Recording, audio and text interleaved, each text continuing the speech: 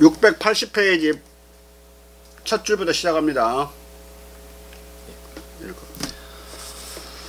복락원은 하느님의 아들 예수가 광야에서 40일간 굶주리며 사탄의 유혹을 이겨내는 것을 줄거리로 한다.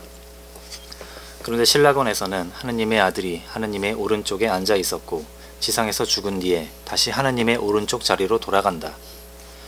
이전에 신의 아들은 타락한 인류를 위해 대속해 인류를 구할 것을 선언하고 하느님은 이를 허락한다. 그러면서도 이 섭리에 배치되게 하느님은 예수가 하느님의 아들임은 생득권이 아니라 공적의 결과라고 말한다. 너는 신과 동등한 그리고 신과 같은 결실을 동등하게 누리는 최고의 지복 속에 왕자에 앉혀졌을지라도 한 세상을 완전한 상실로부터 세상을 구하기 위해 모든 것을 버렸고 생득권보다 더 많은 공덕에 의해 신의 아들로 밝혀졌고 선함에 의해 위대하거나 좋은 것보다 훨씬 더 많은 것에 의해 신의 아들일 값어치가 있는 것으로 밝혀졌다. 앞서 전제된 하느님의 오른쪽에 앉아있는 생득권으로 신의 아들인 지위는 여기서 말하는 생득권보다 더 많은 공덕 때문에 신의 아들임이 밝혀졌다는 말과 모순된다. 그러나 이 모순은 여기서 밝혀졌다는 수동형의 표현 때문에 아직 노골화되지 않고 있다. 그러나 복락원에서는 이 모순을 노골화시킨다. 밀턴은 여기서 예수를 줄곧 하나님의 아들, 신의 아들로 호칭하지만 내용적으로는 여자의 씨, 인 인간의 아들로서 시사하고 하나님으로 하여금 하나님의 아들이라는 생득권 때문에 하나님의 아들인 것이 아니라 인간의 아들로서의 완전한 인간을 최고의 덕성 때문에 즉 다른 인간들을 구원한 공적 때문에 하나님의 아들이라고 부른다고 말하도록 한다. 사람들은 나중에 내가 무슨 지덕 때문에 이 완전한 인간을 선택했는지를 인간들의 아들들을 위해 구원을 가져오는 공덕에 의해 그를 나의 아들이라고 부른 것을 알게 될 것이다.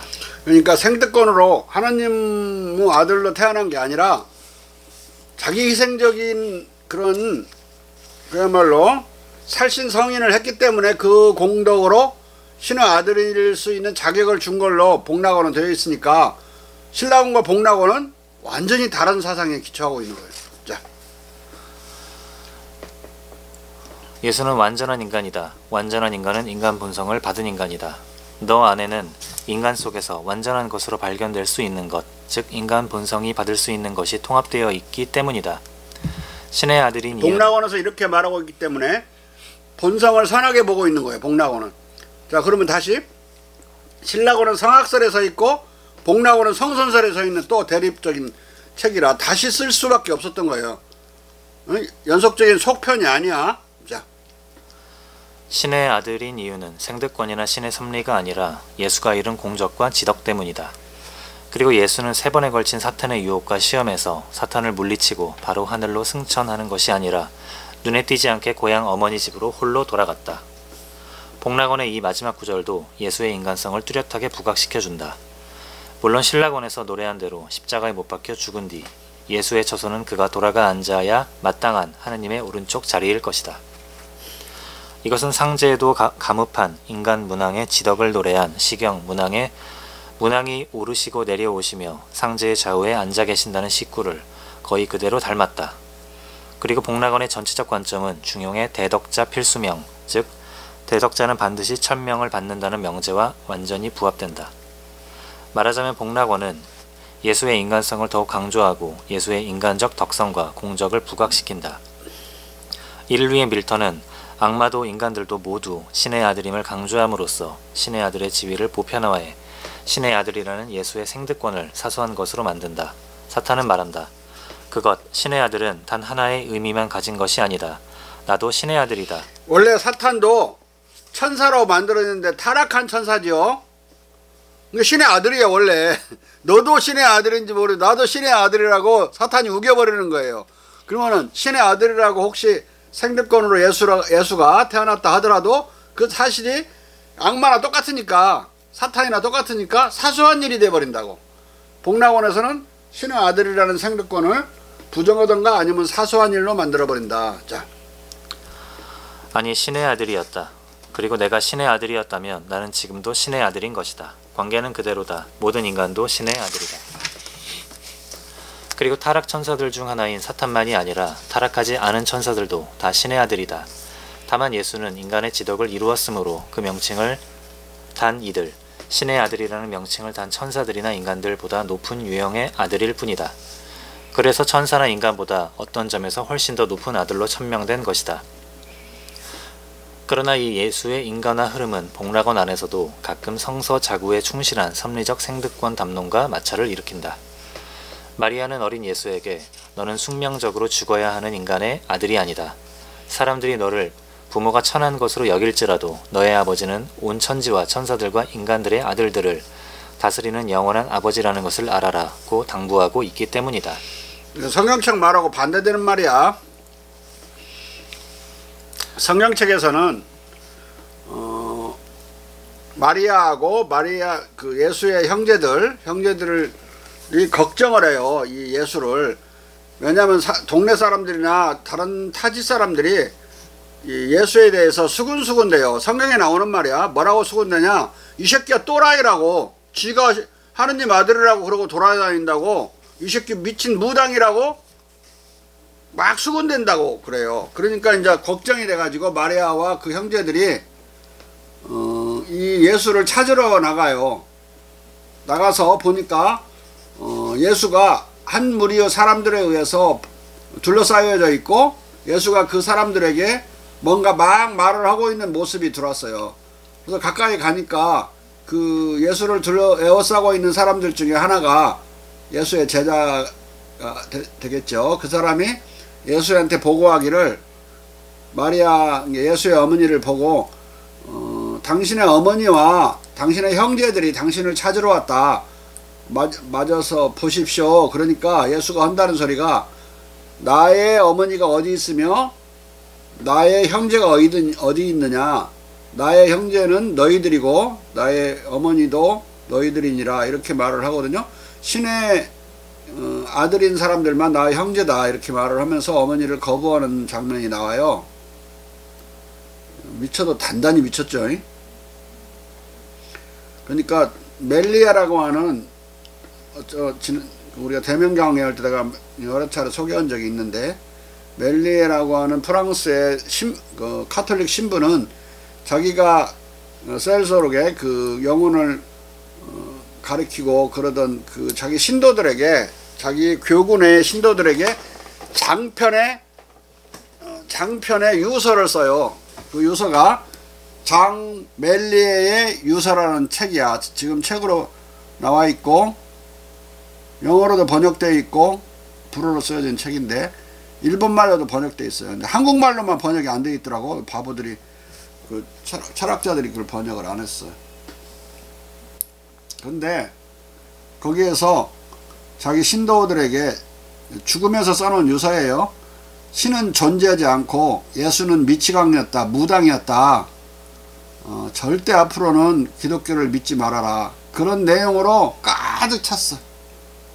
그리고 많은 철학자들의 신에 대한 증명을 하나하나 다 비판해요. 그리고 이 기독교의 성직자와 권력자들이 어떻게 서로 단합해 가지고 여러분들의 피를, 고열을 빨아먹는지에 대해서 자세히 써놨어요. 자세히. 속지 말라고. 그래서 독일말로 동독에서 번역되어 있고, 소련말로도, 러시아말로도 번역됐어요. 공산주의자들에게 신이 없다는 걸 카톨릭 신부가 고백한 책이니까 얼마나 그 무신론자들에게 좋았겠어요. 그 번역하고. 그런데 우리나라 말로는 번역이 안 됐더라고요. 그런데 구글에 들어가서 금방 말한 대로 그 장 말리에 때리면 그 책 그냥 다 영어로 떠요. 읽어볼 사람 읽어보라고. 자. 그럼에도 불구하고 예수의 모습은 더욱 인간화, 탈기독화, 유교화된다. 예수는 신의 계시, 즉 신탁에 따라 원죄적 인간을 구원하는 작업을 하는 것이 아니라 자연의 빛, 본성의 빛을 따라 작업한다. 하나님의 신탁이 말이나 어떤 표시로 나타나는 반면 인간의 자연적 본성은 말로 표현되지 않는다. 한번 신의 말씀에 의해 풍부받은 인간의 자연적 본성은 이후에는 더 이상 말이 필요 없는 무언의 신탁이다. 그리하여 밀턴은 복락원에서, 신락원에서 그리도 빈번히 등장하는 신의 신탁, 예언, 예고를 아예 없애버리고 그래도 신탁을 거론한다면 예수 탄생 전에 마리아가 처녀인 자기에게서 예수가 태어날 것이라고 전해들은 신의 메신저의 예고, 또는 마찬가지로 요한이 전해들은 예수가 나의 아들이라는 하늘의 그의 아버지의 목소리, 그리고 사탄의 계시, 전조, 징조, 예시, 예지몽, 성견이나 신탁만으로 한정한다. 즉 예수는 자기 아버지인 신의 계시나 예언을 듣지 않았고 인간적 본성의 빛만을 삶과 죽음의 등불로 삼아 생각하고 사람들과 사귀고 행동한다. 나아가 인간적 본성의 빛에 따라 생각하고 움직이는 예수를 심지어 신으로부터 신탁을 받을 필요도 없고 인간들에게 신탁을 주지도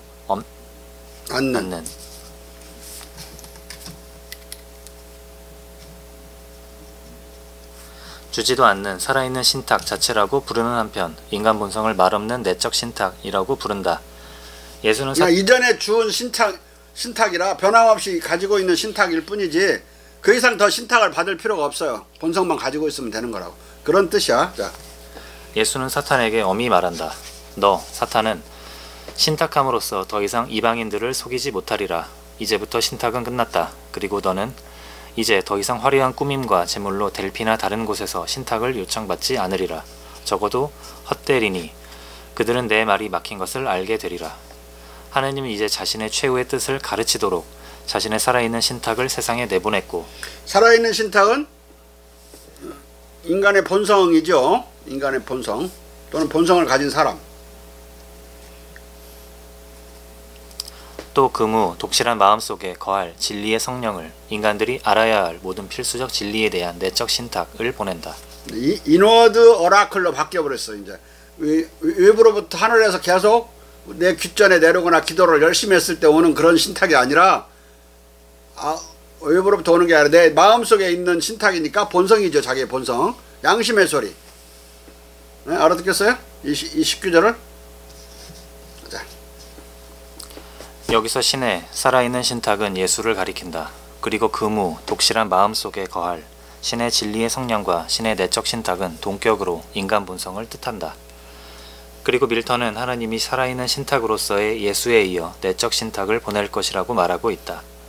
이것은 하나님이 십자가의 자기 희생을 통한 살아있는 신탁, 예수의 대속을 기화로 인간 일반에게 내적 신탁, 즉 도덕적 덕성을 표현해주는 선한 인간 본성을 내려준다, 풍부한다는 것을 뜻한다. 이로써 밀턴은 인류를 위한 예수의 살신성인적 대속을 통해 인간의 본성이 아담과 이브 그리고 예수 이전의 인간들의 원죄적 본성과 달리 성선해진다는 것을 뜻한다. 여기 대속이란 말은 인류를 대신해서 속죄해가지고 다 그 죄를 원죄를 벗어난다는 뜻이에요. 자. 그래서 밀턴은 신라권 전편에 걸쳐서 내적 신탁, 본성의 빛, 자연의 빛에 대해 이런 반구도 하지 않았던 반면 복락원에서는 마음속에 거하는 진리의 성령, 내적 신탁, 본성의 빛을 입론하고 있는 것이다. 밀턴은 1644년 교육론을 발표할 때까지도 아담과 이브의 원죄로 타락한 인간성을 복구하는 것을 대중교육의 목표로 삼았었다. 따라서 이때까지도 그는 전통 교리에 따라 예수의 대속을 통한 인간 본성의 성선화론을 거부하고 아담과 이브의 원죄로 인한 인간의 본성은 악하다는 원죄론적 성악설을 고수했었던 셈이다. 그러나 복락원에서 그는 과감하게 금우 독실한 마음속에 거할 진리의 성령, 즉 인간들이 알아야 할 모든 필수적 진리에 대한 내적 신탁을 천명함으로써 기독교의 원죄설적 성악설을 내던지고 당대까지의 인류 역사상 유일하게 성선설을 대변하던 공맹의 성선설을 따르고 있다. 예수의 원죄 대속론에 입각한 밀턴의 대속적 성선설은 기존 기독교 신학의 원죄적 성악설에 대한 도전의 식구요, 밀턴 기독교의 선명한 유교화다. 로크는 훗날 말없이 밀턴의 이 원죄 대속론적 성선설을 따른다. 밀턴은 공자와 맹자가 도덕 정치 철학의 전제로 삼는 선한 인간 본성을 예수의 대속 후에 하나님이 인간에게 부여하는 내적 신탁으로 규정하고 있다. 이 인간 본성에 대해서 선하게 생각하는 것이 계몽주의의 출발이라고 볼 수 있어요. 철학적인 인간 본성론에서는 인간 본성이 여전히 원죄설적으로 악하다고 보는 것은 여전히 청교도적인 세계나 또는 가톨릭 세계 속에 사로잡혀 있는 거예요. 그런데 그 자체를 계속 고수하고 사람들을 어린 시절부터 가르쳐가지고 무슨 뭐 태내 신앙이니 무슨 그런 식으로 해서 사람들을 가두어서 기르려고 하는 게 기독교인들이었어요. 미국에서 지금도 창조설을 믿는 청소년들이 많아요. 에반겔리움에 갇혀가지고 에반겔리움 학교 다니고 그렇게 해서 에반겔리움 대학 들어가고 막 그런 식으로 뺑뺑 도니까. 미국은 한국보다 인구 측면에서 엄청나게 미개해요. 기독교 때문에. 그러니까 우리가 보는 긍정적인 미국은 다 배운 사람들이고 대학 이상 나온 사람들의 미국의 모습이지 일반적인 백성 미국이 아니에요. 일반적인 백성 미국은 대단히 그런 야만적인 종교 안에 빠져있다. 자. 한편 살아있는 신탁은 살아있는 계시이고 사람의 마음속에 거하는 내적 신탁은 신이 본성의 형태로 내려준 본성적 계시다. 따라서 살아있는 계시로서의 예수 자신은 신으로부터 추가로 계시나 신탁을 받을 필요가 없다. 이런 까닭에 복락원에서 예수는 신의 계시를 전혀 받지 않고 본성의 빛으로부터만 생각하고 행동해서 살신 성인의 지선, 지덕을 완성하고 사탄을 물리친다. 다른 한편 인간의 내적 신탁으로서의 본성적 계시는 인간의 본성 자체다. 이런 까닭에 밀턴의 영향을 많이 받은 존 로크도 이성을 본성적 계시로 해석하면서 신이 직접 내려주는 본래의 계시와 인간의 본성을 경로로 간접적으로 내려준 내적 계시를 구분한다. 이성은 본성적 계시다. 이 본성적 계시를 통해 모든 지식의 원천이신 영원한 빛의 아버지는 그분이 인간의 본성적 능력의 범위 안에 넣어둔 그 분량의 진리를 인간에게 전달한다. 따라서 내적 신탁, 본성적 계시, 본성의 빛 또는 인간 본성은 다 같은 말이다. 이로써 밀턴은 계시 종교 기독교의 핵심적 특징인 계시 도덕을 제거하고 예수를 본성의 빛에만 의거해 지덕을 이루고 지선에 사는 유교적 성인군자로, 즉 지극히 완성된 인인으로 만들고 있다. 따라서 최후의 순간의 사탄도 예수에게 예수의 지극한 인간됨을 토설한다. 나는 고백하건대 그대가 단지 바위처럼 모든 유혹을 견지고 철석처럼 굳건하고 중액처럼 지극히 견고하고 지혜로우면서도 선량한 인간이라는 것, 그대가 이런 인간 이상의 존재가 아니라는 것을 알았다. 이렇게 밀턴은 사탄으로 하여금 예수가 실은 신의 아들이 아니라 흔들림 없이 굳건하고 견고한 지선 지덕을 이룬 완전한 인간이라는 것, 즉 다이아몬드처럼 단단한 그런 지덕을 이룬 인간, 다이아몬드처럼 단단하고 다이아몬드처럼 빛나는 덕을 이룬 인간일 뿐이지 역시 그래도 인간은 인간이죠. 신의 아들이 아니라. 자. 즉 공자와 맹자에 의해 추구된 위험을 당하면 목숨을 내놓을 수 있는 거룩한 성인, 즉 살신 성인할 수 있는 성인군자라는 것을 실토케 하고 있다. 이것은 전형적인 유교적 사고다. 공면 철학에서 성인과 범인은 성범 동일론에 따라 본질적으로 동일한 인간들이기 때문이다. 그리하여 인간의 아들 예수도 이제 인간적 본성, 자연의 빛에 따라 생각하고 행동하고 인간들의 마음속에 거하는 본성의 빛을 근거로 하늘의 영감을 구한다. 자, 깨끗이 자기 본성을 깨끗이 갈고 닦고 다듬고 그리고 씻고 그렇게 깨끗이 씻고 그렇게 하면은 그러지 않은 씻지 않고 갈고 닦지 않은 사람보다 몇백 배 훌륭한 사람이 되는데 그걸 성인이라고 그래요. 갈고 닦지 않은 사람들은 범인이라고 할 수 있고, 그런데 그 성범 동일론인데 본성은 같은데 다 갈고 닦음에 따라 그게 크게 달라진다는 것은 이미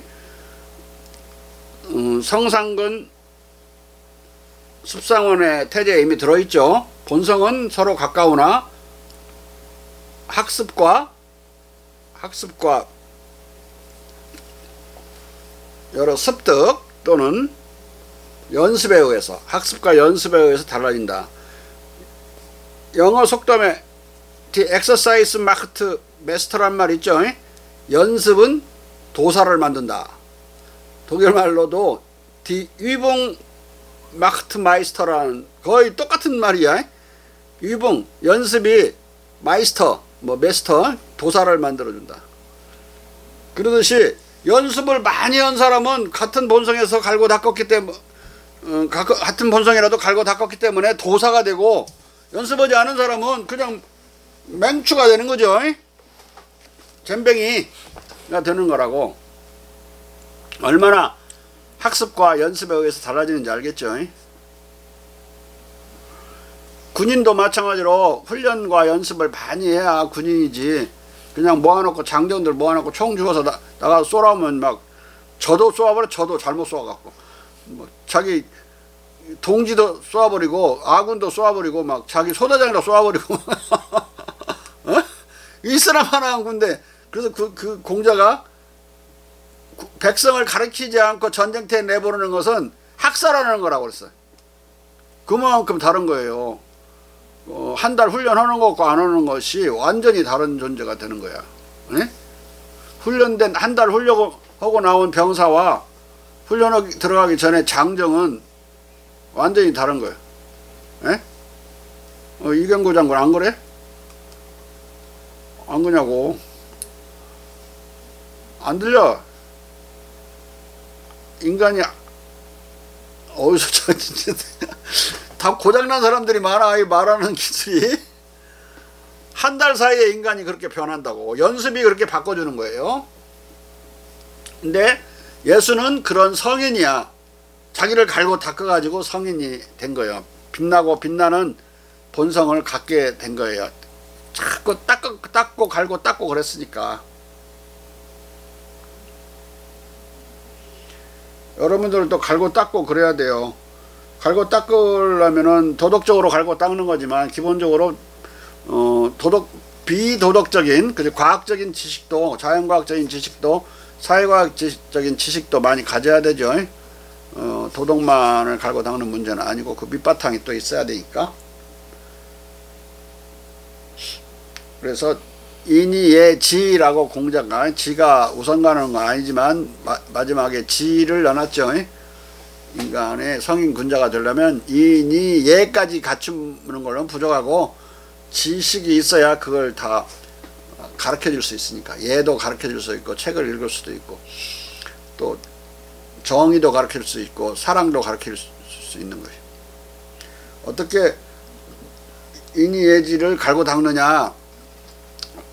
많은 책을 읽고 생각하고 자기 자신의 실천을 통해서 그걸 행하고 소설도 많이 읽고 시도 많이 읽고 여기서 수희 지금 우리가 읽고 있죠. 영화도 많이 보고 그래야 돼요.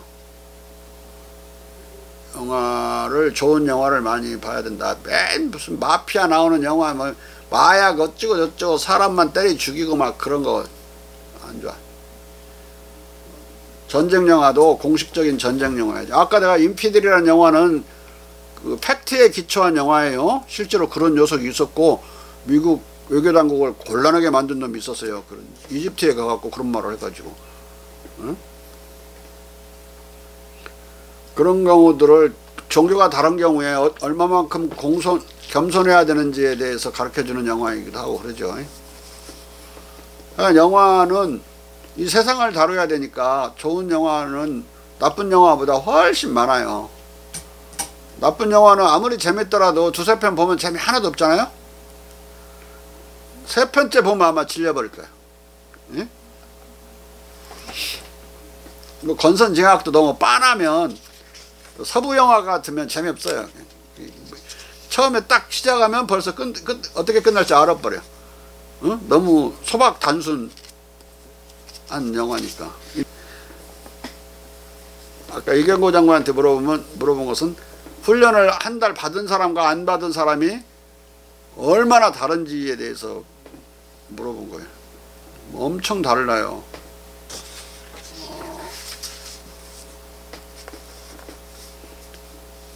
자, 공자는 그런 의미의 성인을 추구했는데 밀턴은 예수님을 그런 성인으로 둔갑시켜 놓고 있어요. 예? 그리고 자꾸 인간의 아들이라고 그래. 그리고 성경책도 인간의 아들이라고 돼 있어요. The Son of Man이라고 대문자로 써져 있어. man의 M도 대문자고 Son의 S도 대문자로 돼. 인간의 아들. 그래서 인간의 아들이라고 번역을 안 하고 인자라고 한자로 번역해 놨어요. 뭔 뜻인지 모르게 해놨어요. 우리나라 성경책은. 영어는 그냥 간단히 Son of Man이야.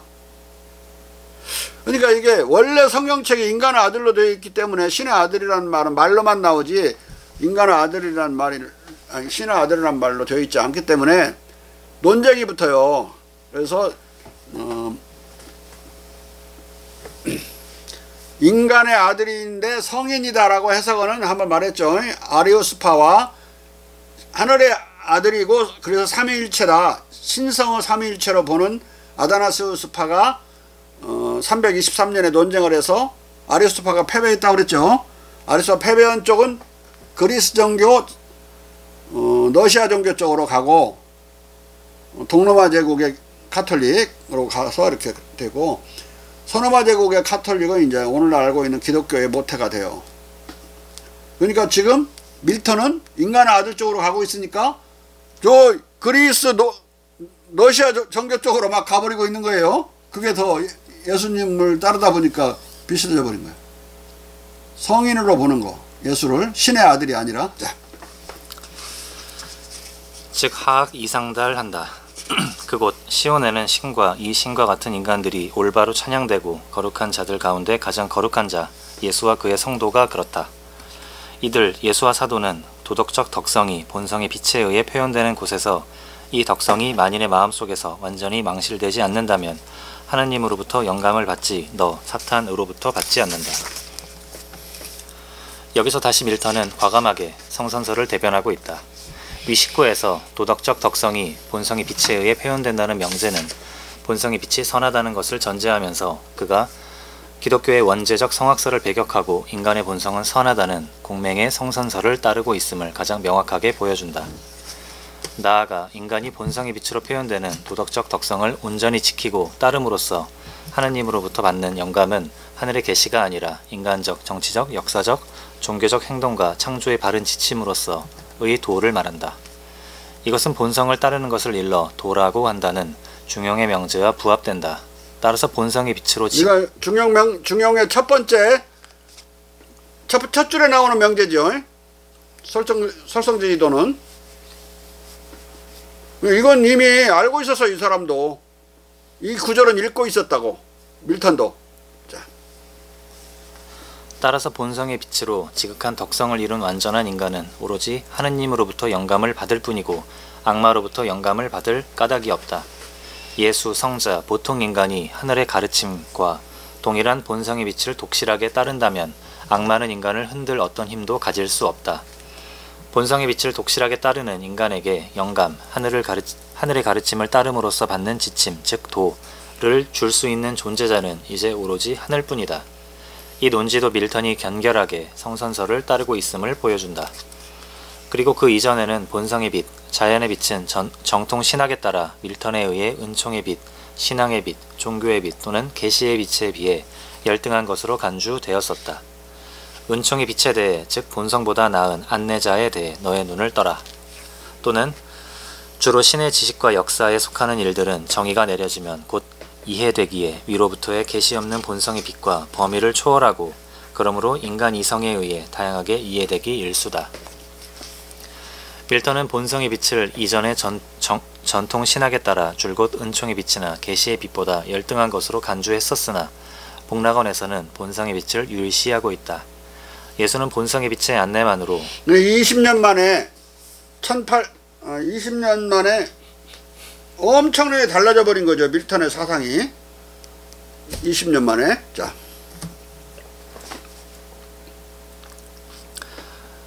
본성의 빛의 안내만으로 한 세상을 완전한 상실로부터 구하기 위해 모든 것을 버린 지덕을 이루었다. 한 세상을 완전한 상실로부터 구하기 위해 모든 것을 버리는 것은 지고지순의 사랑이고 하나님이 완전한 인간 예수를 자신의 아들로 선택한 바로 그 이유인 지덕이란 바로 이 지고지순의 사랑인 것이다. 다른 인간들을 위해 목숨을 버리는 것 이상의 지고지선의 사랑은 없기 때문이다. 또 자기 벗을 위해서 목숨을 버리는 만큼 지고지선의 행복도 없는 거예요. 개죽음 당하는 것보다 훨씬 거룩한 삶이죠. 자. 완전한 인간을 신의 아들로 드높이는 근거인 지덕을 인간 본성의 빛의 안내로 이룰 수 있는 한에서 인간 본성의 빛인 인도는 천도와 하나가 된다. 예수는 먼저 매력적인 말로써 기꺼운 마음을 가진 사람들을 정복하고 설득해 두려움을 갖게 하고 적어도 고의로 잘못 행동하는 것이 아니라 무의식적으로 오도되는 부정한 영혼들을 시험에 가르치고 완고한 자들만을 억누르는 것을 더 많은 인도, 더 많은 천도로 여겼다. 밀턴은 본성의 빛의 철학인 공맹 철학의 영향으로 인해 예수의 삶을 부지불식간에 일관되게 유교화하고 있는 것이다.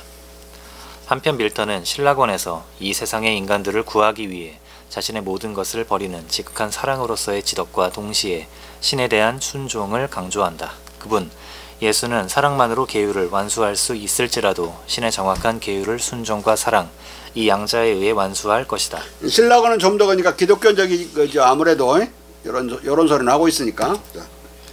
그리고 신라권의 도처에서 아담의 불순종과 예수의 순종을 문제 삼는다.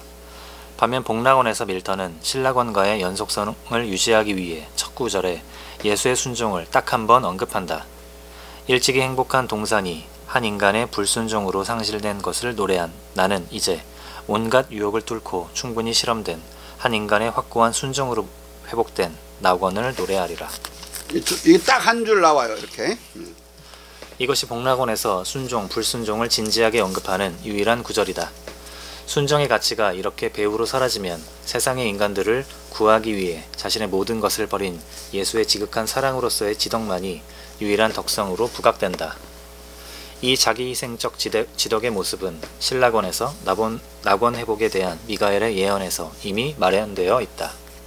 그분, 예수는 육신으로 비난받은 삶과 저주받은 죽음의 이름으로써 너의 벌을 견디고 그의 구속을 믿는 모든 사람들에게 생을 선언하리라. 그리고 그에게 부과된 순종은 신앙에 의해 그들의 것이 되고 그들은 구원하는 그의 공적은 법적 업적이라도 그들 것이 되지 않는다.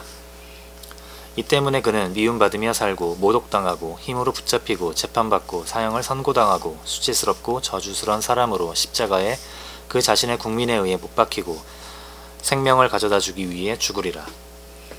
그러나 그분은 그대의 적들, 그대를 거스르는 율법, 그리고 그분과 함께 거기에 못 박힌 온 인류의 죄악을 십자가에 못 박아 그의 이 속죄를 똑바로 믿는 자들을 다시 해치지 못하도록 한다. 이렇게 그는 죽으나 곧 소생하리라. 죽음은 그를 오래 지배할 힘이 없으리라. 밀턴은 예수의 죽음을 철저히 인간을 위한 죽음으로 그야말로 살신성인으로 묘사한다. 이 살신성인으로서 악마, 죽음을 궁극적으로 물리친다.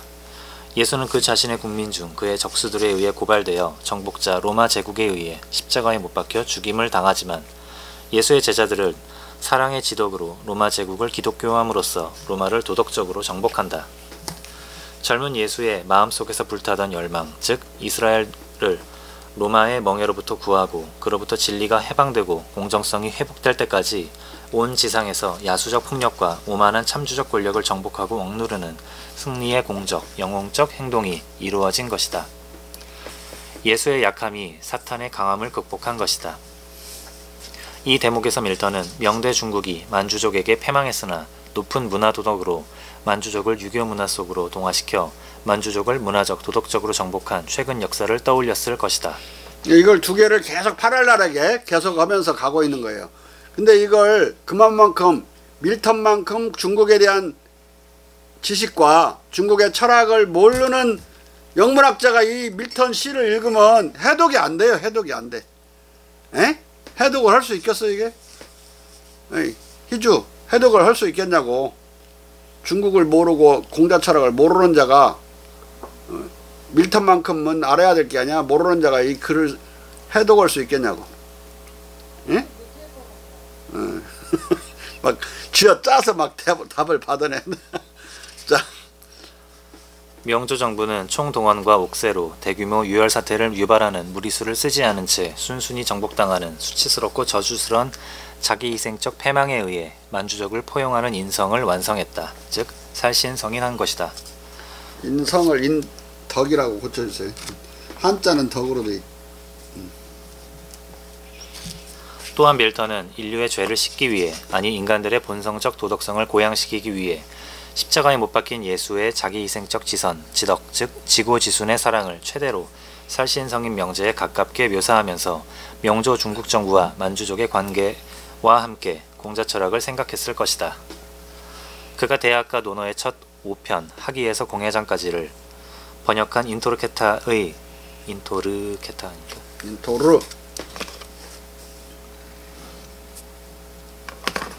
인토르케타의 중국의 지혜와 중용 번역서, 중국인들의 정치 도덕학을 대독해했다면 대학의 도는 명덕을 밝히는 데 있고 만백성, 온 인류를 새롭게 하는 데 있고 지선에 사는 데 있다는 구절을 들었을 것이다. 그리고 관유로서 가르치고 무도함을 보복하지 않는 것은 남방의 강함인데 군자는 거기에 산다. 금역, 무기와 갑옷을 여미고 죽어도 싫어하지 않는 것은 북방의 강함인데 강자는 거기에 산다. 는 중용의 유명한 구절도 들었을 것이고 인애란 사람다운 것이니 부모를 사랑하는 것이 위대하다는 구절도 들었을 것이다. 또한 공야장까지의 논어에서는 젊은이는 들어오면 효도하고 나가면 공손하고 대중을 범해하고 인자를 친근히 한다는 구절, 사람이 불이 나다면 얘는 해서 무엇하랴는 구절, 그리고 군자는 싸우는 일이 없다는 구절, 이내를 집 삼아 사는 것이 가장 아름답다는 구절, 군자는 밥 먹는 사이에도 이내를 위반하지 않고 위급한 때도 반드시 이내에 의하고 전패에도 엎어지고 자빠져도 반드시 인내에 의한다는 구절을 들었을 것이다. 여기서 위급한 때도 반드시 인내에 의하고 전패에도 반드시 인내에 의한다는 말은 생명이 위급해도 반드시 인내에 입각한다는 뜻을 포함한다. 이것은 죽음의 위험이 닥치면 먼저 자신의 생명을 버려 인내를 다한다는 말이다. 성인, 군자는 위험을 당하면 생명을 내놓기 때문이다. 자, 위험을 보면 생명을 내는다. 위험을 당하면 생명을 내는다. 견리 사이. 이익을 보면 정의를 생각하고 위험을 보면 목숨을 내놓는다. 유교 경전에 뭐 반복돼서 나오는 이야기예요. 말은 쉽지 말은 쉬워. 말은 참 쉽지. 최미숙 씨, 최미숙 말은 쉽지. 이게 쉬울 것 같아? 말은 쉬운데 이익을 보면 저만 많이 가지려고 그러고 정의를 생각하는 게 아니라 위험을 당하면 저만 먼저 도망가려고 그러고 이렇게 이제 일반적으로 그러는데 말은 아름답지만 행동하기는 참 어려워요. 자.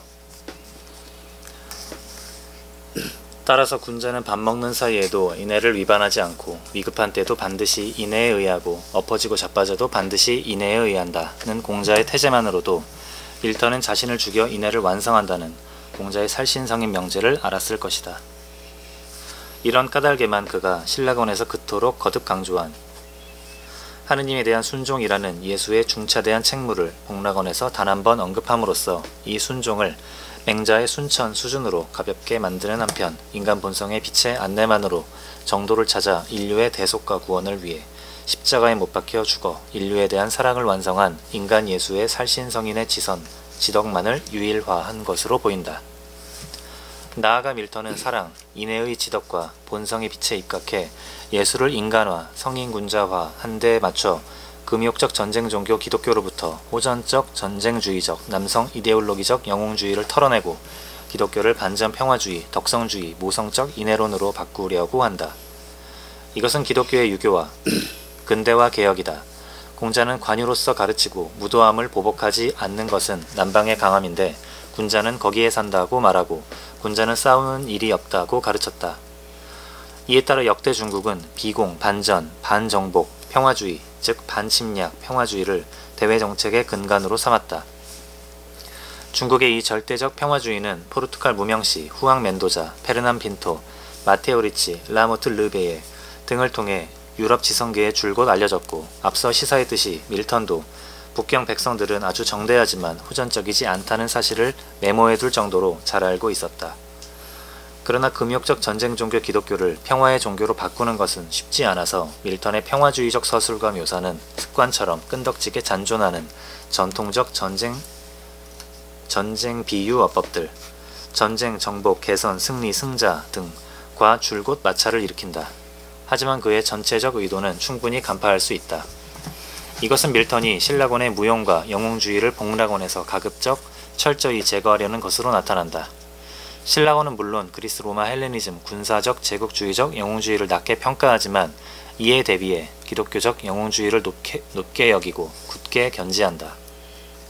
이 기독교적 영웅주의를 개편하려는 밀턴의 시도는 어떻게 이해하는 것이 시도를 어떻게 이해하는 것이 가장 잘 이해하는지가 여기서 문제다.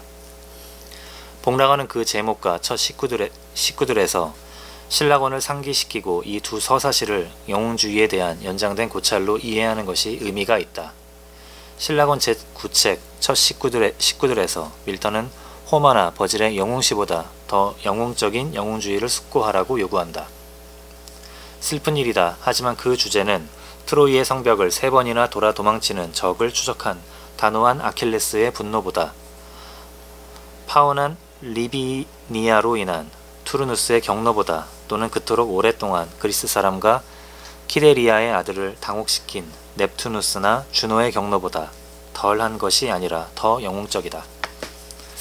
제9책의 화자는 르네상스 서사시의 무용과 기독교 영웅주의의 로망스 버전을 경멸하기까지 한다. 지금까지 유일한 영웅적 주제로 여겨진 전쟁, 해부하는 주된 수단, 장황하는 지루한 대약탈로 기사들을 날조된 전투에서 꾸며냈다. 보다 나은 불굴의 인내와 영웅적 순교는 노래하지 않고 또는 경주와 경기를 묘사하기 위해 또는 창시합 장비, 문장 그려진 방패, 이상한 인각, 마이와 군마, 덮개와 금은박의 장식, 창시합과 모의전에 나선 아주 멋진 기사, 그 다음은 홀에서 급사장과 집사들이 시중드는 화려한 향연. 그것은 사람에게나 시에다 정확하게 영웅적 이름을 주는 것이 아니라 인공의 기교이거나 비천한 직무다. 밀턴은 여기서 중세 르네상스의 로망스와 가공의 기독교 영웅주의를 탄핵하면서 보다 나은 불굴의 인내와 영웅적 순교에 대한 요청을 자기 것으로 정하고 지금까지 이것들을 노래하지 않는다고 질타하고 있다. 그런데 신라권 제7책에서 예수는 승리하여 성도들을 데리고 돌아온 위대한 아들, 즉 승리한 영웅으로 나타날 뿐만 아니라 제6책에서 공포로 변해 너무 어목해서 볼 수 없는 그의 얼굴을 하고 그의 적들에 대한 분노에 가득 찬 전사로 나타난다. 그러나 복락원에서 예수는 무위로서 사탄의 유혹을 물리친다. 예수는 고전 이게 복락원에서는 예수가 전사로 나타나질 않아요. 신라권에서는 전사로 나타나는데 예수는 고전적, 헬레니즘적, 성서적, 로망스적인 영웅적 행동에 이런저런 형태를 취하도록 그를 도발하는 사탄의 기도를 그 자리에 서서 비난하고 심지어 우스꽝스럽게 만드는 것 외에 아무것도 하지 않는다. 아무것도 하지 않는다. Do nothing. Doing nothing. 이로써 그의 약함이 사탄의 강함을 극복한다. 그리하여 복락원에서 밀턴은 보다 영웅적인 공적의 이야기가 아니라 영웅적인 것을 초월하는 공적을 이야기한다. 복락원의 예수는 신라권의 예수와 달리 더 강함과 더 영웅적임으로 사탄을 이기는 것이 아니라 자신의 약함으로 그 강함을 도덕적으로 극복해 일체의 영웅주의를 촉극한다. 관유로서 가르치고 무도함을 보복하지 않는 군자의 진정한 도덕적 강함과 싸우는 일이 없는 군자의 도덕관을 배우고 중국의 비공, 평화주의에 감화된 밀턴은 복락원에서 헬레니즘 영웅주의와 중세 로망스적 영웅주의를 극복한 신라권의 기독교 영웅주의를 다시 극복해 종교적 경건과 독실한 사색의 방향을 본성의 빛의 평화적 지선, 지덕과 살신성인으로 전환한 것이다. 자, 신라권은 헬레니즘 영웅주의와 중세적인 그런 기사도적인 영웅주의를 극복한 기독교적인 영웅주의를 내세워요. 근데 복락원에서는 이 기독교적 영웅주의도 너무 전쟁 패러다임에 갇혀있기 때문에 극복해버린다. 그래, 약함으로 강함을 이기는 거니까 뭐 공자님 말씀 같기도 하고 노자 말씀 같기도 하고 하여간 서양 말은 아니죠. 서양에서 유리한 가치관은 아니야. 이건 약한 걸로 강한 걸 이긴다는 사실은. 자.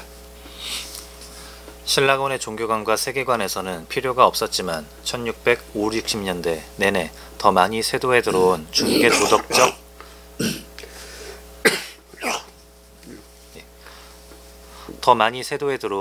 도덕적 선진 문명의 압도 속에서 얻은 새로운 깨달음의 관점에서 보면 이런 방향 전환은 불가피할 뿐더러 필수 불가결한 것이었다. 바로 이 때문에 밀턴은 뒤늦게나마 계획에 없던 복락원을 추가로 쓰지 않을 수 없었던 것으로 보인다. 따라서 복락원에서 그는 신라권에서 강한 무력으로 적을 물리치는 헬레니즘과 로망스의 전쟁 영웅주의를 버리고 불효불굴의 강한 정신적 인내로 육체의 약함을 이기는 영웅적 순교의 기독교 영웅주의를 찬양했으나 다시 이 기독교 영웅주의를 관유로서 가르치고 무도함을 보복하지 않음으로써 북방의 강함을 뛰어넘는 남방의 강함과 살신성인의 지선지덕으로 지향했다. 말하자면 신라권에서는 그리스 로마의 영웅보다 더 영웅적인 공덕이 이상으로 추구되는 반면 복락원에서는 초영웅적 공덕이 이상으로 추구된다. 이건 전부 내가 하는 말이 아니라 밀턴이 한 말이야. 밀턴이 한 말이 여기 있는 누구의 주장보다도 더 유교적으로 들리죠. 자, 더 영웅적인 행적에는 전쟁과 정복, 무장평화의 연상이 잔존하는 반면 초영웅적 행적에서는 전쟁과 무장평화의 연상이 말끔히 제거되고 영구평화가 추구된다. 그리하여 신라권에서 전쟁과 평화는 양가치적이었던 반면 복락원에서 평화는 절대적 가치로 부상한다. 신라권에서 아담은 미가엘에게 나는 지금 전쟁이 황폐화시키는 것 못지않게 많은 것을 평화가 부패시키는 것을 보고 있다고 말함으로써 전쟁과 평화의 차이를 무의미하게 만든다. 평화도 좋은 평화, 나쁜 평화가 있는 것처럼 평화는 절대적으로 좋은 게 아니라 이런 양아치적인 평화에 대한 관점을 가지고 있었는데 복락원에서는 그걸 떨쳐버려요. 평화란 어떤 경우든 좋다고 생각하는 거예요. 이에 천사장 미가엘도 아담에게 유사한 내용을 말해준다. 내가 전승과 사치스러운 부 속에서 본 것들, 그것들은 처음에 뛰어난 무용의 행위와 위대한 공적으로 보이지만 참된 덕이 결여된 것이다. 많은 피를 흘리고 많은 파괴를 일삼고 여러 나라들을 정복하고 이로써 세계에서 명성, 높은 칭호, 많은 전리품을 얻은 자들은 그들의 행로를 쾌락, 아니 나태로, 포식, 유격으로 돌려 드디어 음탕과 오만이 평화 속에서 우정을 적대 행위로 만든다. 미가엘은 참된 덕을 행위의 평가 기준으로 제시하지만 평화를 절대적 가치로 격상시키는 것이 아니라 아담처럼 평화를 전쟁에 못지않게 해로운 것처럼 묘사하고 있다. 이와 같이 신라권에서 평화는 전쟁을 뛰어넘는 절대적 가치의 자리를 확립하지 못한다. 반면 복락원에서 밀턴은 사탄이 제국주의적 정복 전쟁과 승리, 대제국의 건설을 권하는 것에 맞서 예수로 하여금 이렇게 전쟁을 경멸하고 평화주의를 광포하게 만든다. 저 지금 앞에 신라권에서 말하는 건 평화로우면 마치 인간의 덕성이 망가지고 부패하는 것처럼 말하고 있으니까 아까 홉스가 말한 것처럼 전쟁이 일어나지 않더라도 평화 시에 자꾸 전쟁 연습을 함으로써 우리의 정신적 건강을 지킨다는 말이나 비슷하잖아. 응?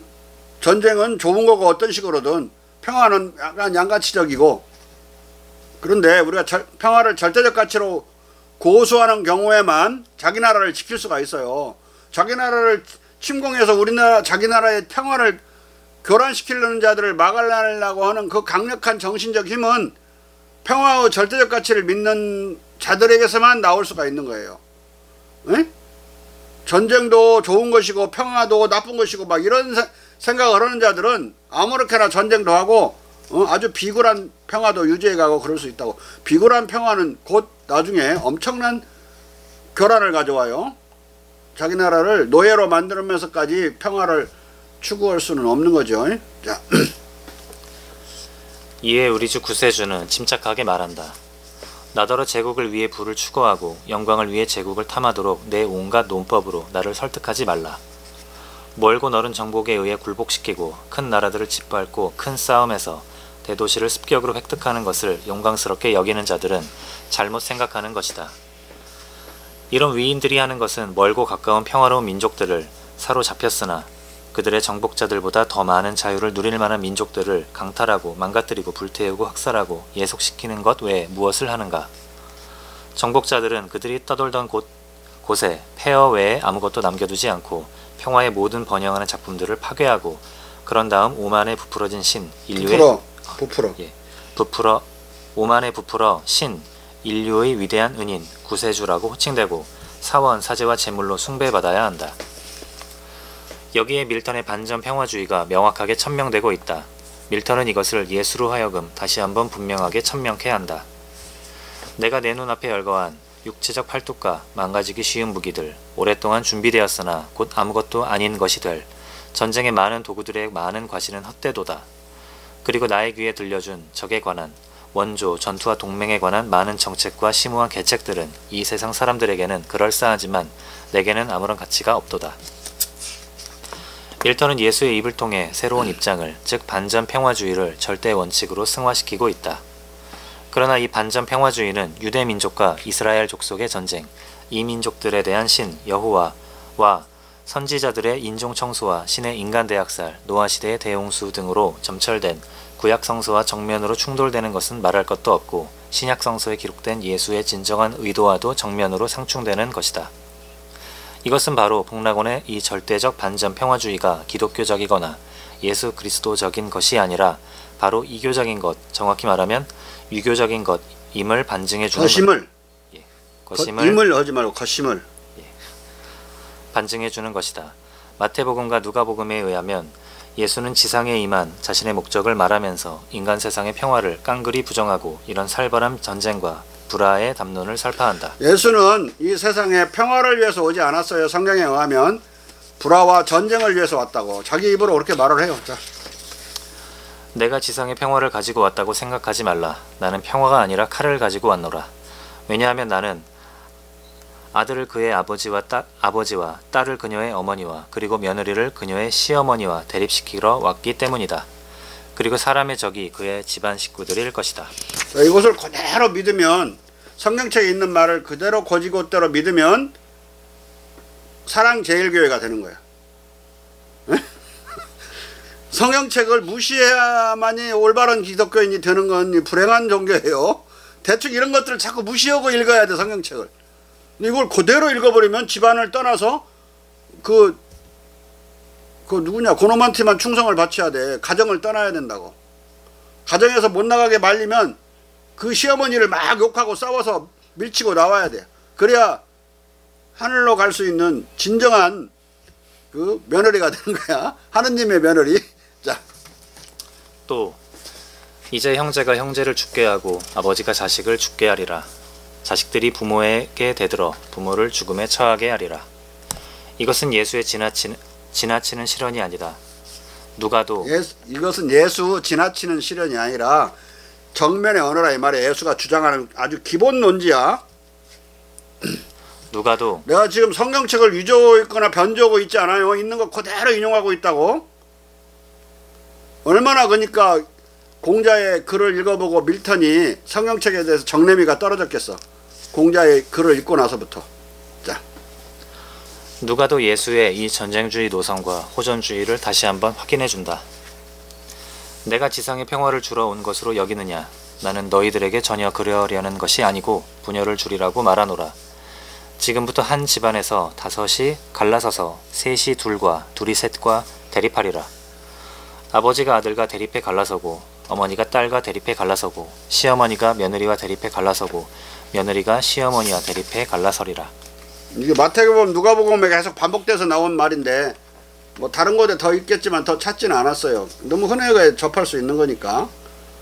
어디다 지나가다 구석대기 하나 있어 그런 것을 사랑 제일교회 놈들이 뽑아갖고 그거 하고 그러는 게 아니에요. 흔해 빠진 이야기야, 성경책 안에서는. 예? 가정의 평화는 깨야 되는 거라고. 자. 성서의 예수는 아이러니컬하게도 하늘의 지덕을 가지고 지상에서 한바탕 세계전쟁을 치르려고 왔다. 예수의 소위 지덕이라는 것이 세계전쟁을 위한 전쟁 목적이자 전단이라면 그것은 지덕은커녕 소인배의 소덕도 아닐 것이다. 밀턴은 복락원에서 성서 예수의 이런 자가당착적인 도덕적 호전주의를 깡그리 부정하고 예수를 철저히 유교적 평화주의자로 둔갑시키고 있다. 이로써 밀턴은 복락원에서 금욕적 전쟁 종교, 기독교의 남성적, 호전적, 군사적, 정신적, 영웅주의를 청산하고 과감하게 반기독교 노선의 여성적, 덕성적, 정치적 반전 평화주의를 도입했다. 이 변화는 신락원을 읽은 독자들이 복락원을 이상하게 느낄 정도로 근본적이고 본질적인 것이다. 이런 근본적 변화가 밀턴 사상의 유교화가 아니라면 밀턴의 고유한 독창적 사상일 것이다. 그러나 이것이 밀턴의 독창적 사상이라면 밀턴은 위대한 시인이기에 앞서 인류의 위대한 사상가일 것이다. 미상불, 지금까지 아무도 미상불은 아닌 게 아니라 그 말이야. 아닌 게 아니라 지금까지 아무도 동일한 사상을 2000여 년 전에 주창한 공자를 제쳐두고 밀턴을 독창적 사상가로 부른 적이 없다. 여성성은 밀턴이 그간 가장 경멸하고 경계하던 것이었고 신라권에서도 이부의 여성적 어리석음과 불순종을 극력 지탄했다. 그러나 복락원에서는 덕성과 평화주의의 범주 속에서 슬그머니 여성성을 인정하는 방향으로 선회한 듯 여성성에 대한 비난이 전무하다. 신라권에서는 여성성을 엄청나게 나쁜 걸로 봐요. 그리고 장로교 그 찰스 1세를 죽이는 것에 반대하는 그 목을 잘라버리는 참성하는 것에 반대한 장로교파를 그 의회 안에 장로교 분파를 여성적이라고 비난해요. 그게 최악의 욕이야. 근데 복락원에서는 그런 말 없어. 일체 여성성에 대해서 비난이 없다. 예수의 경전은 남녀가 높고 낮음이 같다고 말한 남녀 차별적이지 않고 남녀를 동등하게 거론한 유일한 경전이라고 그랬죠. 거기서 맞추는 거야 지금. 여성적이야만이 평화적이고 평화적이야만이 여성적이에요. 에? 아버지 같이 막 호령하고 그러면 안 돼. 그 아버지 보고 자유로워야 된다고 그랬죠 공자가. 남의 아비가 대해서는 지어 자애에 살고, 자애는 엄마가 자기 새끼를 사랑하는 걸 자애라고 그래요. 그러니까 아버지가 엄마가 자식을 사랑하는 자애심을 배워야 돼. 배우도록 또 유전자가 인간은 되어 있어요. 엄마가 죽어버렸을 때 그 수컷이 자기 새끼를 기르는 소수의 종자에 인간도 속해요. 부성애도 모성애가 근본이라고 하는 거죠. 자꾸 그렇게 토스테스테론만 강조하고 그러면 전쟁만 하고 그러는 거야. 용감하기를 바라기만 하고. 진짜 용감한 것은 안 싸우는 거야. 웬만한 싸움을 하지 말도록 하는 거야. 아까 내가 바깥에서 그 출판사 사장님이 와가지고 밥 먹고 나서 산책을 하는데 말이야. 거기서 앉아있는데 어떤 녀석이 크락션을 꽉 눌러가지고 깜짝 놀랐어요. 근데 그 옆에 지나가는 사람이 놀래가지고는 둘이 싸움 붙었어. 근데 이 약간 테크니컬하게 크락션이 좀 문제가 있더라고. 조금만 건들면 무지하게 그 크게 소리가 나가지고 그 일꾼이었는데 그 남자가 깜짝 놀랐는가 봐. 막 둘이 싸우더라고. 그냥 너무 크락션 소리가 커갖고 얘도 안 뱉는데 애가 떨어질 것 같더라니까. 내가 보고는 옷 잘못 입은 이제 둘이 붙어서 싸울 것 같아서 가운데 갈라서면서 빨리 가시오. 그리고 그 크락션 좀 고치라고. 그래갖고 쌈을 말렸는데 나도 뭐 그냥 둘이 삿대질하다가 에스컬레이터 해갖고 한 방 먹이겠더라니까. 서로 잘난 척하다가. 자. 이 덕성주의와 평화주의의 주창과 반여성주의의 청산 등이 복락원을 통해 밀턴이 새로 추가하고 싶었던 것이었고 이 때문에 계획에 없던 복락원을 지을 수밖에 없었던 것이다. 복락원 출간 전후의 시대의식은 상론했듯이 공자 숭배의 확산으로 식민주의적, 제국주의적 전쟁과 정복, 남성적 호전주의에 대한 영국인들의 정치사회적 지향이 약화되고 부드러운 여성적 평화와 새로운 덕스러운 여성상이 추구되고 있었다. 앞서 소개했듯이 엘카나세틀은 만주족에 의한 중국의 정복이라는 연극에서 최초로 만주족에 의한 명국의 패망과 만주족의 중국화에 관한 장대한 중국사를 대중적으로 보여주었다. 이 연극은 공자와 중국 여걸의 인물 비교를 통해 왕정 복고 시대 영웅적 덕성의 귀족적 이상을 탈남성화시켜 여성적으로 둔갑시키고 있다. 1644년 만주족에 의한 명국의 정복은 당시 세계적 뉴스거리였다. 이 연극은 중국의 역사 기록을 왕정 복고기 무대 장면으로 번안해 여성 전사를 묘사하고 있다. 여성과 문화적 이국성이 결합된 이 연극의 공연은 영웅적 덕성의 일반적 제약과 남성적 조건의 정면으로 도전했다. 영국의 문의와 각종 보고서에서 유구한 중국 제국은 공자라는 도덕적 인물에 의해 흔히 예시되었다. 모성애적 철인함과 여성 전사가 둘 다 각각의 특징에서 구현하는 여성성은 영국인들의 전통적 의식에서라면 고대 로마와 같은 모범적 제국들의 몰락의 원인으로 받아들여졌었다. 그러나 17세기 말 정치적 혼돈의 분위기에서 여성성은 중국을 루트로 도입되었을 때 새로운 유형의 영웅주의, 즉 단순히 무용이나 정복에 기초하는 것이 아니라 영국 평화와 평화적 상업 문화의 에토스에 기초한 도덕적 성인군자와 연결되었다. 그리하여 이 연극을 통해 공자와 중국 영월은 서양의 고전적 사례들의 전범 속으로 이른바 중국 특성을 도입함으로써 전통주의적인 영웅적 덕성의 한계를 돌파할 뿐만 아니라 성적 양해성의 중요성을 새로운 차원에서 강조하고 중국을 모범제국으로 해석하도록 작용을 가하는 문명 초월적 비교의 연계를 보여주었다. 성적 양의성이라는 것은 남자가 여성적이기도 해야 된다 이 말이에요. 응? 그 군대 장군도 자기 새끼들을 먹여 살리는 그런 어머니 같은 데가 있어야지 맨날 호령만 하고 일만 시켜먹는 그런 아버지 같은 사람이 아니라 자기 부대원 착취하는 사람이 아니라 어떻게든 먹여 살리려고 하는 그런 자애심의 어머니 상이어야 된다. 오늘날 국가 지도자도 마찬가지예요. 응? 국가 지도자도 그런 인애의 지도자라면 모성애적인 지도자여야 되고 위대한 어머니의 모습으로 나타나야 된다. 근데 말이야 그 DJ는 어머니와 같은 그런 지도자 같은데 박근혜 전통은 그 아버지 같은 여자였어요. 보면 눈물도 안 흘려. 세월호가 뒤집어져서도 눈물도 안 흘려. 응? 복락원은 바로 왕정복고 시대 중후반의 이런 시대의식과 그대로 부합되는 것이었다. 또 역으로 보면 시대의식의 이런 진보는 복락원의 추가 집필을 불가피하게 만들었을 것이다. 기독교는 금욕적 전쟁 종교로부터 유래했기에 그 담론에서 전쟁 비유가 셀 수 없이 많다. 심지어 예수와 사도들의 복음에서도 그렇다. 유사하게 밀턴도 복락원에서 그 비유적 전쟁 담론을 말끔히 청산하지 못하고 있다. 말 버릇이 그래갖고는 말끔히 청산을 못해요. 공자주의로 넘어갔는데 체계적으로 다 말끔히 청산을 못하고 자꾸 튀어나와 이 전쟁 담론이. 자. 유사하게 밀턴도 복락원에서 그 비유적 전쟁 담론을 말끔히 청산하지 못하고 있다. 가령 첫 번째 인간이 궤변에 급습당해 상실한 것을 정복에 의해 얻는다. 정복 이런 말. 광야에서 대전쟁의 기초를 놓는다. 전쟁. 악과 죽음을 정복하다. 정복. 신의 아들에게 승리와 승전. 승리. 그리고 기독교 종교 중에 아니 교회 중에 승리교회 많죠. 승리교회, 기쁨교회 이런 것밖에 없어. 행복교회나 즐거움 교회는 없어요. 승리에서 기쁨만 있는 거야. 자. 신의 아들의 위대한 결투. 승리의 행적, 영웅적 행동이 나의 마음속에 불탔다. 유혹에 대한 그의 승리. 이와 같이 천사들은 신의 아들, 우리의 온유한 구세주를 승자로 노래했다. 등의 표현들은 모두 그런 영웅주의적, 전쟁 담론적 비유의 유물들이다.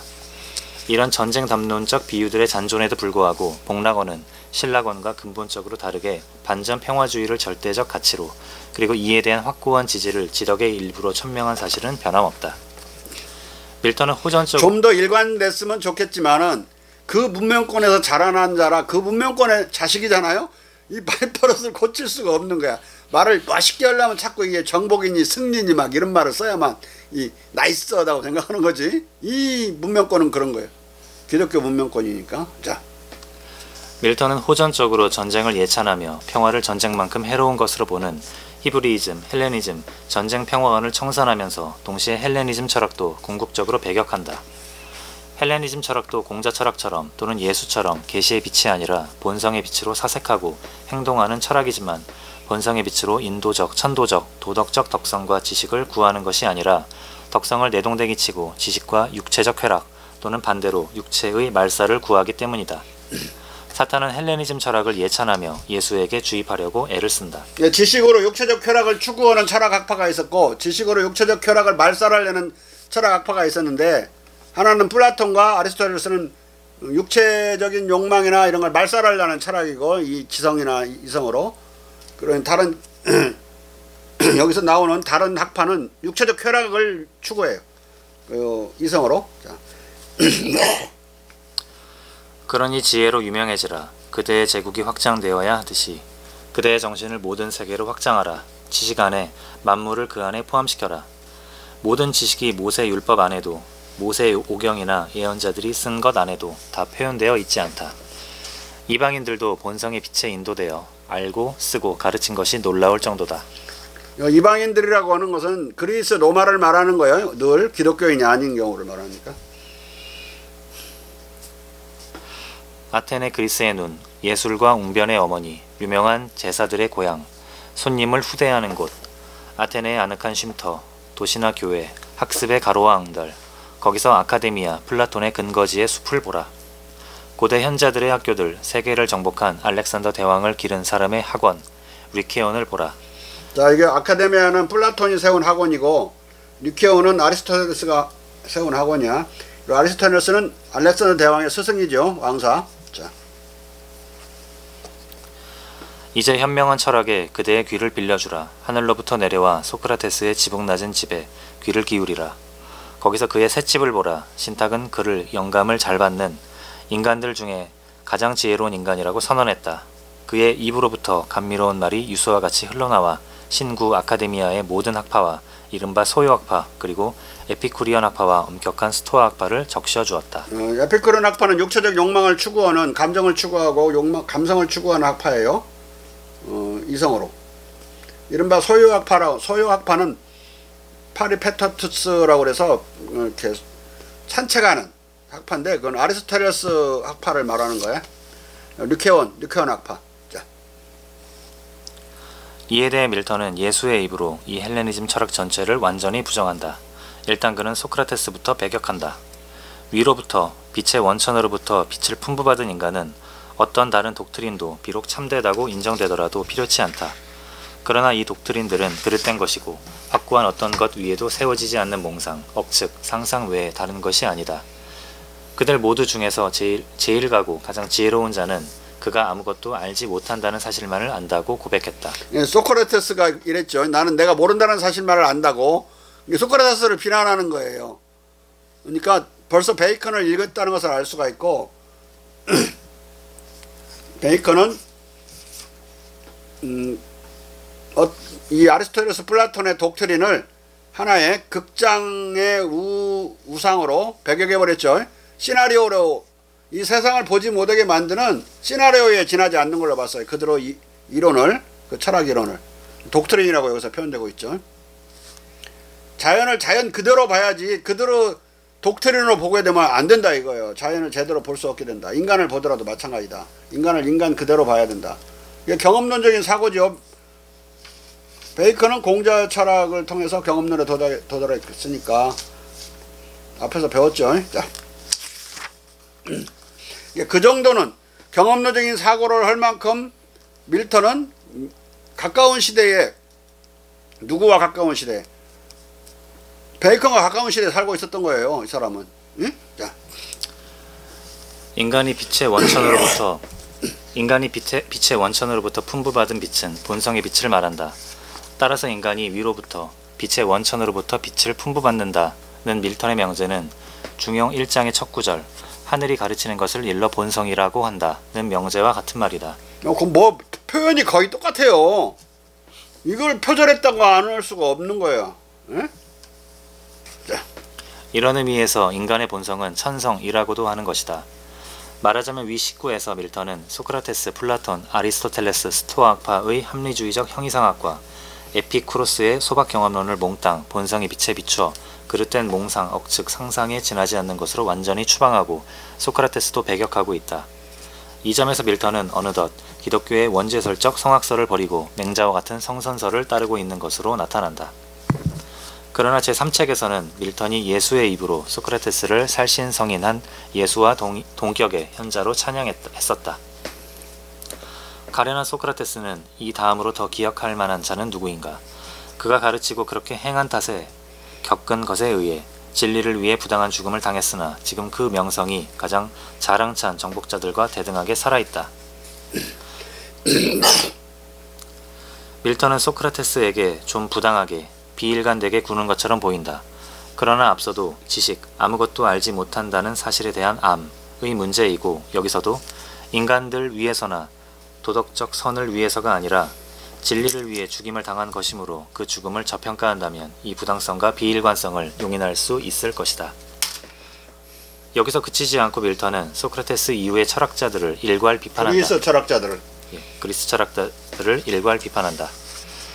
그 다음 플라톤은 신화적 객담과 부드러운 공상에 빠졌고 세 번째 유형 피로는 명백한 감각이라도 모든 것을 의심했다. 다른 자들 에피쿠리어는 지복을 덕성에 두었으나 덕성을 부와 장수와 결부시키고 키레네 학파는 지복을 육체적 쾌락과 걱정 없는 안위에 두었고 마지막으로 스토아 학파는 철학적 오만에 두었고 이 오만을 그들은 덕성이라고 불렀다. 스토아의 덕자는 지혜롭고 그 자신에 있어 완전하고 신과 대등한 것을 다 보유하고 종종 신에게 우선권을 주지 않는 것을 부끄러워하지 않고 신도 인간도 두려워하지 않으면서 모든 부, 쾌락, 고통이나 고뇌, 생과 사를 비난하고 원할 때 생을 버리거나 자기가 그럴 수 있음을 자랑한다. 왜냐하면 스토아의 모든 지루한 이야기는 단지 공허한 허풍일 뿐이고 양심의 가책을 피하려는 교묘한 술수이기 때문이다. 양심의 가책은 인간의 본성이죠. 도덕 감정이고 도덕 감각인데 그걸 펴려고 별 허튼 소리를 다 늘어놨다 이거야, 지루하게. 응? 자.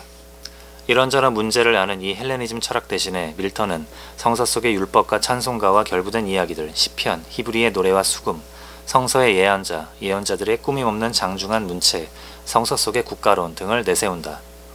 그러나 밀턴의 이 히브리즘 예찬은 진실한 것 같지 않다. 그가 이미 호전적, 영웅적, 계시도덕적 히브리즘을 반전평화적, 성인군자적, 본성도덕적 공자주의로 환골탈퇴시켰기 때문이다. 다만 밀턴은 이 사실을 노골적으로 드러내지 않고 있을 뿐이다. 말하자면 밀턴은 헬레니즘을 외양상 히브리즘의 우월성을 제시하는 공약으로 공공연하게 배격했지만 히브리즘의 알맹이는 고수와 견지의 공개적 다짐 아래 은밀하게 주변으로 밀어낸 셈이다. 종합하자면 밀턴은 18세기 계명주의 시대 한복판에서 진행되는 탈헬레니즘과 탈히브리즘 또는 윤리도덕과 사회적 가치의 탈주술화, 탈종교와 세속화를 한편으로 노골적으로 그리고 다른 한편으로 은밀하게 선취한 셈이다.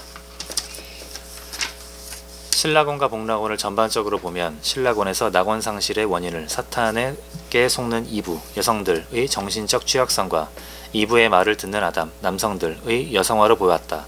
여성과 여성화는 악이야, 악의 원천. 신라곤에서는, 복락곤은 완전히 반대로 여성화되는 걸로 말하는 거니까 이건 속편이 아니라고. 어디를 봐도 그러니까 여러 가지 관점에서 속편이 아니고 새로운 시편이야. 새로운 시라고. 자. 이것은 밀턴이 공화국 붕괴의 원인으로 꼽은 왕당파에게 속은 장로교파의 여성적 취약성과 일부 독립파 장군들의 여성화, 장로교화 현상과 매치된다. 그리고 신라곤에서 밀턴은 낙원 회복의 가능성을 저주받은 자연을 되살려 다시 번영케 하는 중국식 기술과 경제, 그리고 중국 제국과 같은 평화적 영화와 정치적 위강으로 보았다. 그리고 복낙원에서는 중국식 처방의 연장선상에서 낙원 회복의 가능성을 본성의 빛으로 지선지덕을 이루어 신으로부터 영감을 받는 천도의 응에 천명을 받는 성인군자의 유교적 살신성인과 대덕자 필수명에서 찾았다. 나아가 공자와 밀턴의 정치철학은 양인의 이상인 민주적 공화주의에서까지 일치한다. 공자는 천상의 상제를 인정하되 지상의 세습적 재앙보다 공화제적 민선, 군주를 선호해서 자신의 정치철학적 이상을 두 민선군주 유순에게서 구했다. 밀턴도 종말이 없을 예수의 왕국 외에 전 세계에 걸쳐 모든 군주정을 산산조각으로 부숴버릴 암석같이 견고한 민주공화국을 정치적 이상으로 추구했다. 그러니까 이 지상에는 군주는 하나도 필요 없어. 군주는 하나님 한 분만 있으면 되는 거야. 지상에는 다 모든 군주는 없애버리려고. 공화주의니까 그런 요순을 찬양하는 공자나 둘 다 선출된 사람들이죠. 세습자들이 아니라. 둘이 그것까지도 일치하는 거야. 자. 지상의 왕은 인간들의 지도자요 지상의 최고 주권자인 예수라는 도덕적 비유의 왕 또는 이스라엘의 진정한 왕으로 족하고 왕국은 예수의 도덕적 비유의 영원한 왕국으로 족하다. 그리고 군주정은 하늘의 군주국으로 족한 것이다. 그러나 밀턴은 신라곤과 복락곤에서 성서의 창세기 신화에 대해 다양한 해석과 온갖 변형을 다 가했음에도 불구하고 이 신화가 안고 있는 결정적이고 본질적인 자가당착을 끝내 발견하지 못한 것으로 보인다. 이 신화의 틀 안에서 지식의 나무는 인간에게 그 열매를 먹은 뒤에야 비로소 선악을 구별할 수 있는 도덕적 이해 판단 능력을 부여해주는 나무다. 따라서 이 열매를 먹기 전에 아담과 이브는 선악을 모르는 선악의 피 안에서 살았다. 이 선악의 피 안에서 사는 아담과 이브는 지식의 나무의 열매를 따먹지 말라는 하느님의 말씀에 순종하는 것이 선인지 불순종하는 것이 악인지를 알지 못했다. 그러니까 하느님 말씀을 들으면 선하고 하느님 말씀을 안 들으면 악이고, 그걸 알려면 선악과를 따먹어야 알죠. 이게 완전히 창세기가 안고 있는 완전 자가당착이에요. 이걸 깨닫지 못했던 거예요, 이 사람은. 자. 무엇이 선이고 무엇이 악인지가 알려져 있지 않고 죄와 벌이 미리 정해지지 않은 이런 상태에서는 하나님의 말씀에 불순종하더라도 죄형 법정주의에 따라 죄가 되지 않는다. 이 상태는 철들기 전에 아기가 엄마에게 불복종하고 심지어 엄마를 때리더라도 죄가 되지 않는 것과 유사한 상태다. 엄마는 아기의 이런 불복종과 폭행을 벌하지 않고 오히려 더 관유, 자해할 뿐이다. 그러나 성서의 하나님은 선악을 아직 알지 못하는 아담과 이브가 선악과를 따먹었다는 이유에서 그들을 그 자손 대대로 이 죄와 벌에 업보를 짊어지게 하고 그들의 먹고 살 자연을 저주해서 황폐화시킬 만큼 가혹하게 벌하는 일종의 악신이었다. 이것은 하나님의 논리적 자가당착이자 법리적 무도다. 밀턴은 창세기 신화에 내포된 이 근본적 자가당착과 부조리를 깨닫지 못했다. 밀턴은 창세기 신화가 근대인에게도 어떤 의미를 지닌다고 생각했다면 낙원의 상실과 회복의 이야기를 개진하기에 앞서 이 근본적 부조리 문제부터 먼저 짚고 이에 답했어야 했다. 밀턴이 창세기 신화에 감춰진 여호와의 저런 가혹함과 사악함을 간파했더라면 그는 훗날 매슈 틴들이나 독립피그 존 트랭커드와 토마스 고든처럼 기독교의 신을 등지고 예수를 공자 아래로 격하하면서 유럽의 탈기독교와 중국화, 유교화를 촉구하거나 데이비드 휴엄처럼 기독교의 질투어린 존 트랭커드는 나중에 보면 알겠지만 유럽인들 전체를 중국인들로 만들어야 우리가 해방된다고 그래요. 제대로 살 수 있다. 완전히 중국화해버리는 거예요, 유럽을. 우리가 지금 한참 열등에 빠질 때 극동을 전부 서구화해야 된다고 생각했듯이 반대로 거꾸로 다 중국화해야, 극동화해야 살 수 있다고 생각한 거예요, 그 당시에. 자. 데이비드 휴엄처럼 기독교의 질투 어린 유일신을 다른 민족들의 전통적 신들을 모조리 정복말살한 유대 족속 또는 이스라엘 족속의 호전적 민족신으로 폭로했을 것이고, 셰프츠베리, 휴움, 스미스처럼 도덕 철학을 탈기독교화, 유교화했을 것이다. 만약 밀턴이 탈히라파를 넘어 이런 탈기독교화, 유교화의 경지에까지 도달했더라면 계명주의 시대는 그로부터 개시되었을 것이다. 탈기독교화는 탈히라파와 더불어 계명주의의 본질적 특징에 속하기 때문이다. 그러나 밀턴은 이 단계까지 나아가지 못했고 따라서 바로크 시대의 경계를 넘지 않았다. 밀턴의 논의를 총괄하자면 그는 공맹철학과 중국의 정치문화 그리고 이 영향을 받은 뷰캐넌, 벨라르민, 수아레즈 등의 정치 사상을 표절함으로써 이 사상들을 마치 자신의 정치 사상인 양 시기에 따라 들쑥날쑥 설파했다. 이 표절의 기법은 공자, 맹자, 뷰캐넌, 벨라르민, 수아레즈를 검양치 않으면서 악의가 맞지 않는 성경 구절들이나 칼뱅주의 교리를 인용하거나 플라톤, 아리스토텔레스의 철학을 부적절하게 동원함으로써 공맹과 뷰캐넌, 수아레즈의 정치 사상을 서구의 고유한 사상으로 변조해 토착화시키는 것이었다. 이 변조와 토착화는 예상치 못한 긍정적 결과를 가져왔다. 밀턴의 교묘한 표절 수법이 가져온 이 놀라운 변조와 토착화 덕택에 이후 백성의 자연적 자유와 평등, 그리고 백성의 폭군 방발권과 혁명 저항권, 그리고 성선설과 계시 없는 본성 도덕론은 대중화되었다. 이 대중화로 인해 18세기의 밀턴의 명성이 하늘을 찌를 듯이 높아지면서 전 유럽적 차원으로 확대되었다. 따라서 밀턴은 여러 대중적 팸플릿과 서사시를 통해 이 사상들을 유럽에 토착화시키고 대중화하는 데 혁혁한 공을 세운 불세출의 농계기자 시인으로 평가될 수 있을 것이다.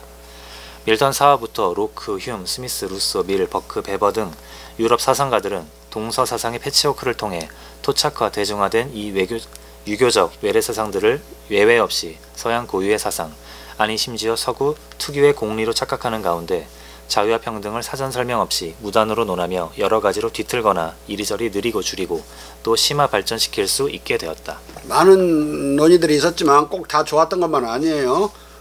그들이 줄이기도 하고 뒤틀기도 하고 그랬기 때문에, 그러면 그런 사이에 또 심화 발전하기도 했다. 여기까지 오면은 거의 밀턴만 뽑아도 책 한 권이야. 상당히 긴 논의가 여기서 끝났다. 여러분들한테 설득력이 있었나? 이 밀턴이 유생이라는 사실이. 여러분들은 두 가지 부담이 있을 거예요. 하나는 이게 이미 밀턴을 잘 알고 있으면 나머지 내가 가르치는 걸 추가만 하면 되는데 밀턴도 모르지. 밀턴 배울라, 이게 지금 공자님 배울라, 두 개를 결합시킬라, 내가 또 토다는 것 또 들을라, 상당히 어려운 부담스러운 강의예요. 그렇지만은 뭐 그걸 견딜 만큼 아주 익사이팅하지 않았을까 그렇게 생각을 해요. 오늘 이걸로 마치고 다음 시간은 존 웹을 하겠습니다.